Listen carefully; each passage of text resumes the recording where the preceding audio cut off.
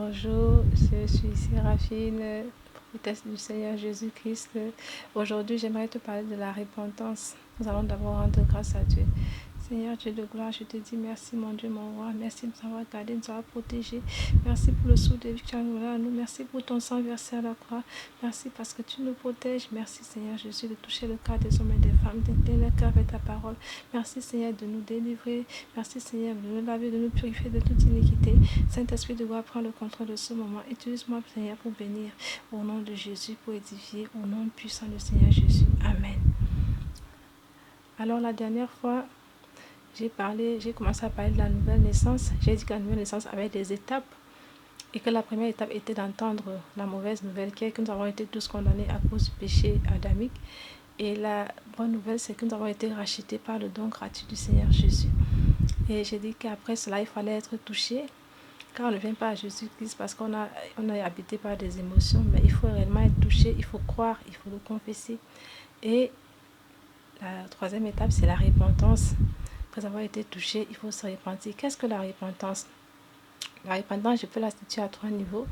Le premier niveau, nous pouvons parler déjà, je peux parler de l'appel au salut, qui est de reconnaître que Jésus est le Christ, qui est de reconnaître qu'il est mort et ressuscité pour nos péchés, et de venir à lui, d'abandonner les mauvaises voies et de venir à Jésus pour se laisser transformer par sa parole. Car il est dit que sous le ciel, il n'y a aucun autre nom qui était donné par lequel nous devions être sauvés, c'est le nom de Jésus. Car il est le chemin, il dit même qu'il est le chemin, la vérité, la vie, et nul ne peut aller au Père que par lui. Et la Bible déclare que le sacrifice du Seigneur Jésus-Christ est le sacrifice parfait devant Dieu. Aucun autre sacrifice ne peut le remplacer ni le rivaliser. Il est le seul qui nous délivre de nos péchés personnels, de nos péchés héréditaires et des péchés adamiques. Il est important que toute l'humanité réponde à cet appel. C'est l'appel que le Seigneur Jésus lance à toute l'humanité. Et ceux qui n'ont pas encore fait ce pas, il est impératif, il est urgent de le faire. Le deuxième niveau de repentance, nous pouvons parler des chrétiens qui sont venus à Jésus. Ils l'ont accepté comme sauveur parce qu'ils avaient des difficultés, des problèmes et ils ne cherchent réellement pas le salut. Donc, ils n'ont pas encore mis Dieu au centre de leur vie et ils sont venus à Jésus que parce qu'ils avaient des soucis. Alors que la Bible déclare dans Matthieu 6,33, cherchez premièrement le royaume et la justice de Dieu et tout le reste vous sera donné par-dessus tout.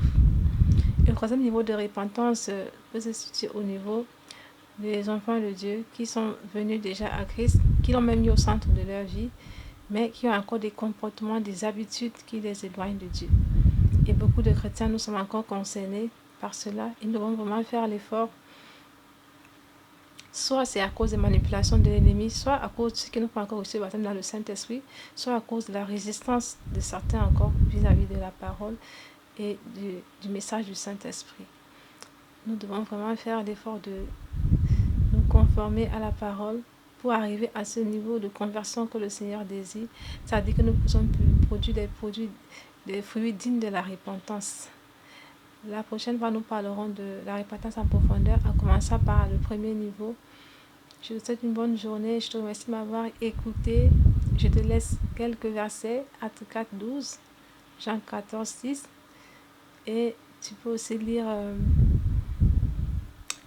Hébreux 10, 17. Merci de m'avoir écouté. Bonne journée.